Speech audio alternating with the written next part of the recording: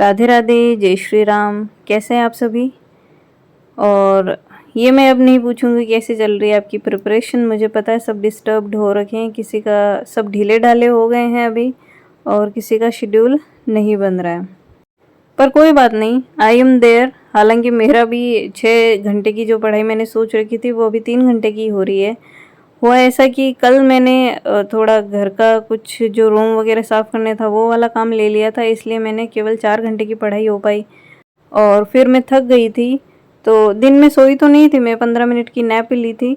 लेकिन उसके बावजूद रात को मुझे जल्दी नींद आने लग गई थी। 11 साढ़े 11 बजे मैं सो गई थी एडिटिंग वगैरह करके।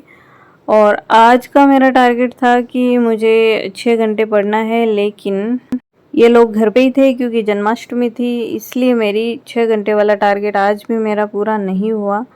और वो मुझे जल्दी अचीव करना है 1-2 दिन में ही। लेकिन अब कल भी इनकी छुट्टी रहेगी दोनों की, गोगाष्टमी की, जो कि अपने पीर हैं, पंच पीरों में से एक पीर हैं। और आप में से जो भी राजस्थानी है और आरपीएससी के किसी भी एग्ज़ाम की तैयारी कर रहे हैं तो उनको ज़रूर जानते होंगे। एनीवे तो अब कल भी मेरे हिसाब से उस टारगेट वाली स्टडी मेरी नहीं हो पाएगी, और ये दिक्कत हर हाउसवाइफ के साथ है। तो छुट्टी के दिन ये मान के चलिए जो टारगेट आपका 5 घंटे का है, 6 घंटे का, तो उसका आधा टारगेट ही आप अचीव कर पाएंगे। अब मैं कल देखूंगी कि मैं कितना कल कर पाती हूँ, क्योंकि सुबह सुबह उठते ही जितनी स्टडी मैं कर लूँगी उतना अच्छा है। और आज मैं इतना जल्दी उठ नहीं पाई थी, 5:30 बजे उठी थी और फिर सारे काम ख़त्म करके चाय अपनी बना के 6 बजे या 6 बजने में 5-10 मिनट में पहले मैं फ्री हुई थी और फिर मैं पढ़ने बैठी थी। तो यूवी 8 बजे, 8:30 या 8:15 के करीब उठा था, तो तब तक मैंने 2-2.25 घंटे की पढ़ाई की थी। अच्छा, कल मैंने एक सवाल आपसे पूछा था कि अगर आपका शेड्यूल सेट नहीं हो रहा है तो आप मेरे साथ स्टडी कर सकते हैं, और आप में से बहुत से लोगों के अच्छे पॉजिटिव कमेंट्स भी आए। मीन्स मुझे खुशी भी हुई कि आप लोग अभी भी तैयारी को रेगुलर रखना चाह रहे हैं। ये एक बहुत अच्छी बात है, क्योंकि कह रहे हैं कि एग्ज़ाम अगले साल जनवरी में या फरवरी में, नहीं हाईएस्ट जून तक करवा देंगे, क्योंकि अपने फॉर्म्स फिल किए हुए हैं। तो जून तक 2024 तक ये एग्ज़ाम करवा देंगे, चाहे गवर्नमेंट किसी की हो। तो इसका मतलब है अपने पास लगभग 8-9 महीने हैं, 8 महीने मान के चलते हैं अपन। और वैसे 8 महीने मान के मत चलिए, आप ये मान के चलिए अपने पास 4 महीने हैं, क्योंकि हो सकता है फेब या मार्च में भी एग्ज़ाम करवा देवें। संभावनाएं उतनी ज़्यादा नहीं लग रही है मुझे। और जहाँ तक मेरे साथ वाले जो भी कॉलेज में जो मेरे साथ स्टाफ था और जितने भी लोगों में जानते वो सब यही कह रहे हैं कि एग्ज़ाम जून तक ही होगा और जून में जाएगा। चलो कोई बात नहीं, तो मीन्स हमारे पास कुल मिला के टाइम है। तो हमें थोड़ा थोड़ा करके, है ना, स्लो बट स्टडी हमें तैयारी करनी है, उसको छोड़नी नहीं है। क्योंकि आप में से ज़्यादातर लोगों को मैंने देखा है जो किसी न किसी एग्ज़ाम से जुड़ा हुआ है, मीन्स किसी न किसी तरह की पोस्ट को अचीव करना चाहते हैं और तैयारी करना चाहते हैं। 2-4 इसमें यूपी से और कई मेंबर्स हैं जो ये कहते हैं कि हम आपके साथ ही स्टडी कर रहे हैं। मीन्स आपको देखते हैं तो हम भी स्टडी करते हैं, उसी हिसाब से हमने भी अपना शेड्यूल ढाल रखा है। तो ये बहुत अच्छी बात है कि किसी को देख के ही सही हम अपने टारगेट को अचीव करने के लिए आगे बढ़ते हैं। ये बहुत अच्छी बात है। तो इसीलिए मेरा ये चैनल जो मैंने शुरू किया था फैमिली व्लॉग के हिसाब से शुरू किया था, लेकिन बाद में मैं उतना उसमें नहीं कर रही थी, मुझे इतना इंटरेस्ट ज़बरदस्त वाला नहीं आ रहा था। लेकिन फिर मुझे जैसे मैंने तैयारी शुरू की तो मुझे लगा कि जब हम तैयारी करते हैं और अंडर प्रेशर तैयारी करते हैं तो लोगों को मोटिवेशन चाहिए, क्योंकि मुझे खुद को मोटिवेशन चाहिए। मैं खुद भी ऐसी चीज़ों की तलाश में रहती हूँ, क्योंकि आजकल क्या हो गया है, चीज़ें कंजस्टेड हो गई है और हमारा इतनी गहरी रिश्तेदारियाँ नहीं रही है, या यूँ कहें कि जॉब्स वगैरह के चक्कर में फैमिलीज़ हैं वो छोटे छोटे भागों में विभक्त हो गई है, और कोई कहीं बैठा है कोई कहीं बैठा है, तो इतने करीबी लोग हमारे लाइफ में नहीं रहे हैं। तो हमें थोड़ा जो पॉजिटिव रास्ता दिखा सके या हमें जो मोटिवेट कर सके, तो कहीं ना कहीं से हमें मोटिवेशन तो चाहिए ही चाहिए। इसीलिए मैंने इसको एक अच्छे वे में इसकी शुरुआत की थी, और आप लोगों के सहयोग से मुझे लग रहा है कि ये एक अच्छा कदम था मेरा। सुबह की पढ़ाई तो हो गई है, लेकिन ये कह रहे हैं कि ये जो पेड़ आपको दिख रहे हैं इस पे खूब सारे करौंदे लगे हुए हैं। पहले तो ये एकदम से लदालद था, भरा हुआ था। मीन्स तो मेरी सास ससुर जो आए थे, तो मेरी सास को बहुत पसंद है करौंदे का अचार। तो वो खूब सारे, आधे से ज़्यादा तो वो तोड़ के ले गए। और मेरी हिम्मत नहीं हो पा रही थी क्योंकि मैं एकदम बिजी थी। अब मैं थोड़ा फ्री हूँ, थोड़ा सा फ्रीडम हमें जब मिलती है तो हम कुछ और भी काम करने की कोशिश करते हैं। तो मुझे अचार डालना है आज, और अचार डालने का मुझे बहुत शौक है। और मैंने अभी तक 4-5 बार अचार डाला है शादी के बाद, और मैंने और मेरे हस्बैंड ने मिलके। और अचार वो इतना सुपर्ब बनता है कि इधर उधर मतलब फैमिलीज़ में हमें वो अपने आप ही ले जाते, कह कह के वो लेके जाते हैं कि भाई हमें दे देना, हमें दे देना। तो हमारे पास तो एक छोटा सा अमाउंट बचता है उसका, और बाकी का बांटने में ही, इनके स्टाफ में भी कई लोग हैं जो कह देते हैं तो उनको भी बांटना पड़ता है। तो ऐसा करके 6-7 जगह तो हमें उनको बांटना पड़ता है, और इतना ही वो अचार हो पाता है। तो हमारे पास तो वो अचार कम से कम कहें या ज़्यादा से ज़्यादा कहें तो महीने भर ही टिकता है। आज कुछ मार्केट का भी काम था, और यूवी भी घर पे ही है और ये भी घर पे ही है। हालांकि इनको लैब संभालने के लिए 2 घंटे जाना पड़ा था बीच में, तो अब इसको, यूवी को मुझे ही संभालना है। इट मीन्स मैं पढ़ाई नहीं कर पाऊँगी। तो आज का भी मेरा वो टारगेट नहीं पूरा होने वाला है। अगर ये दोनों स्कूल ऑफिस चले जाते तो उसके बाद मेरा वो टारगेट पूरा हुआ हुआ ही था, क्योंकि 2-2.5 घंटे मैं सुबह पढ़ ली, और उसके बाद में इस टाइम 9:30 या 10 बजे से लेके 1 बजे तक मैं एक स्लॉट में पढ़ाई कर लेती हूँ। आज मेरा नहाना नहीं हुआ है अभी तक, क्योंकि ये लैब गए हुए हैं और यूवी को मैं अकेला छोड़ नहीं सकती। तो इतने में मैं खाना वगैरह बना लेती हूँ। हमेशा मुझे गाय की रोटी बनानी होती है, तो मैं नहाए बिना आज तक मैंने कभी बनाई नहीं, और बनानी भी नहीं चाहिए। थोड़ा एक रूटीन भी उससे फॉलो रहता है। और आज बन रही है इडली, तो अब मैं बनाऊँगी। अब मेरे पास और कोई ऑप्शन नहीं है, क्योंकि वो आ जाएंगे 12 बजे, तो फिर आते ही खाना मांगेंगे। तो अगर नहीं बना हुआ होगा तो दिक्कत हो सकती है। आप सबको पता है, महिलाओं को सबको पता है। तो इडली बनाने का मेरा ये तरीका है, बहुत सिंपल है, बहुत मीन सांभर बनाने का। तो ये 5-7 कुछ खड़े मसाले हैं। राई, हींग हो गया, इसमें कश्मीरी मिर्च हो गई, दालचीनी हो गई, लौंग, काली मिर्च 2-2 हो जाते हैं, और तेज पत्ता हो जाता है, कड़ी पत्ते हो जाते हैं। कुल मिला के ये सारे खड़े मसाले हैं, और उन सबको स्टोर करके हमने एक बॉक्स में रख रखा है।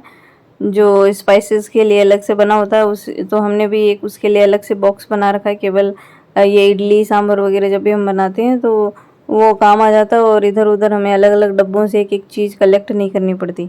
और उसके बाद प्याज टमाटर वगैरह बना के उसमें थोड़ा सांभर मसाला और बाकी मसाले ऐड करके, और इधर मैंने ये दाल और इसके साथ सब्जियां बॉईल कर रखी थी, और उसको डाल के उसके बाद आप थोड़ा इसमें इमली का पेस्ट डाल दीजिए, और फिर ऊपर से थोड़े कड़ी पत्ते और 1-1.5 चम्मच सांभर मसाला डाल दीजिए। तो एकदम ज़बरदस्त वाला सांभर बन के हो जाता है रेडी।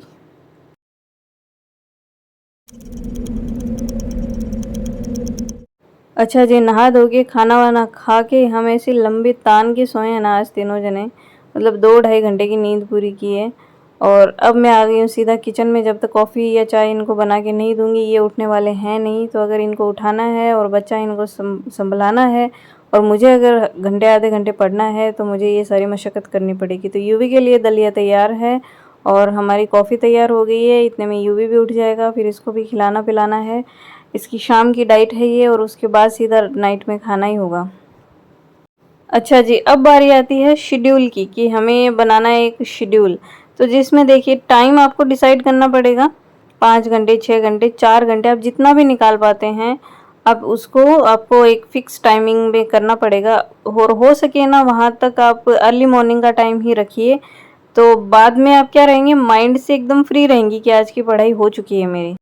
थोड़ी बहुत बच जाए तो बाद में भी आप एडजस्ट कर सकते हैं, लेकिन जितना हो सके, जैसे 4 बजे 5 बजे सुबह उठ गए, फिर 6-7 बजे तक आप 2 घंटे की कम से कम पढ़ाई सुबह सुबह कर लीजिए। तो इससे क्या रहेगा, आप मेंटली प्रिपेयर रहेंगे।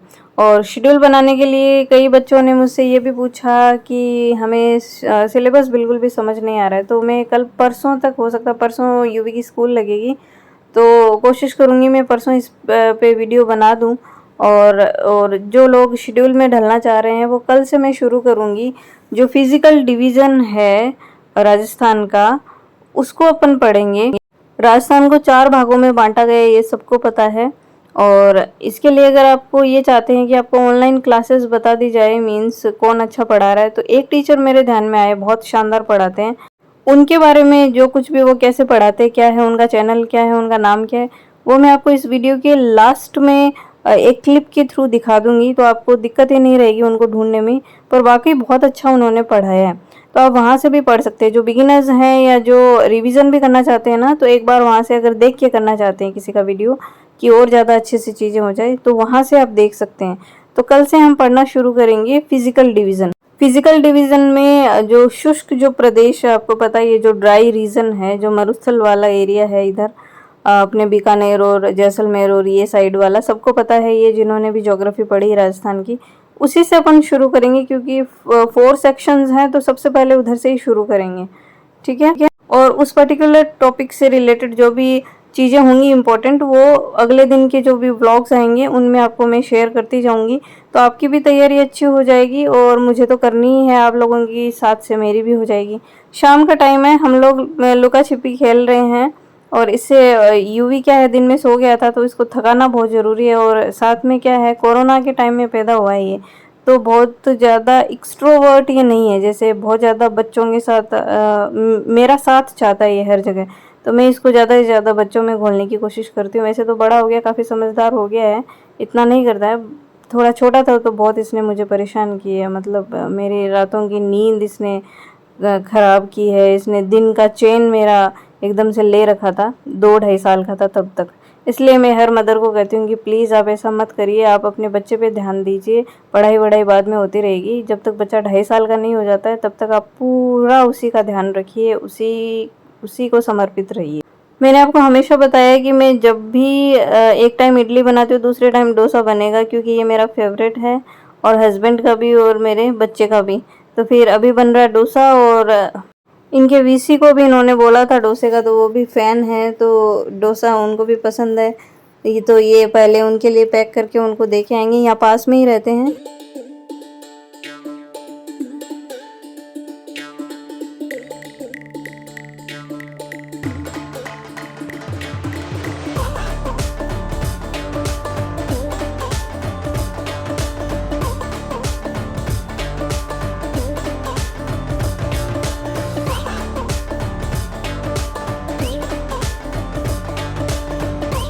अगर बात करते हैं तो हमने जानना चाहा कि राजस्थान को आधुनिक आधार पर वर्गीकृत किया गया, कितने प्रदेशों में 4 है। चारों का नाम हम जानना चाहते हैं, नाम सुनिएगा। पहले का नाम लिखा है आपको नंबर 1 पर पश्चिमी मध्य प्रदेश नाम दिया गया, दूसरे को नाम दिया गया अरावली पर्वतीय प्रदेश, तीसरे को नाम दिया गया पूर्वी मध्य प्रदेश, और 4 नंबर को नाम दिया गया दक्षिणी पूर्वी पठारी प्रदेश के नाम से जाना जाता है। बहुत स्वागत है आपका। अगर इन चारों प्रदेशों को हम विस्तार से देखना चाहें तो उससे पहले हम जानना चाहेंगे दोस्तों उच्चावच के अंदर आपके कौन-कौन से प्रमुख उच्चावच मिलते हैं। तो दोस्तों ये आपको पृथ्वी पर प्रमुख उच्चावच मिलेंगे। सबसे ऊपर आपको जो मिलेगा वो आपके पर्वत कहलाएगा। मैदानों से ऊंचा उठा हुआ वह भूभाग, जो ऊपर से आप कह सकते हैं गुणात्मक होता है, नुकीला होता है, वह प्रदेश पर्वत कहलाता है। मैदानों से ऊंचा उठा हुआ वह भूभाग, मैदानों से ऊंचा उठा हुआ वह भूभाग जो ऊपर से समतल है, यह आपके कहलाता है पठार। पठार में मैदानों के बीच में मिलने वाला ढाल, ऐसा ढाल जो महाद्वीपों पर स्थित है, उसे महाद्वीपीय ढाल की संज्ञा दी है दोस्तों। और अगर